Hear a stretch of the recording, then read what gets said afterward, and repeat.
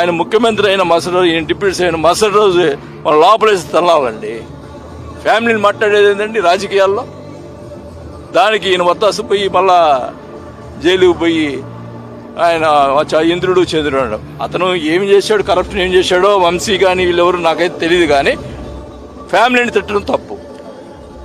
రాజకీయంలో ఆమె ఇంట్లో ఉన్నామె భువనేశ్వరు, ఆమె గురించి పవన్ కళ్యాణ్ గారి గురించి ఏంది ఆ పోసని మాట్లాడిన మాటలు?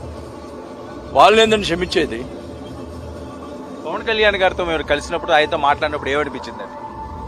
చాలా మీరు ఆలస్యం చేశారు సార్. నాకు మీరు రావాలని ఎప్పటి నుంచి కోరుకున్నారు. రఫ్గా ఉన్నారా బాలినేని శ్రీనివాస్ గారు రాజకీయ పరంగా?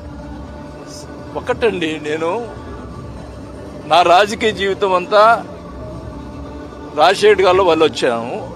ఆ కుటుంబానికి నేను చేసిన సేవ నేను ఒక్కటే చెప్తున్నా, ఈ పిఠాపురం అమ్మవారి సాక్షిగా చెప్తా ఉన్నా.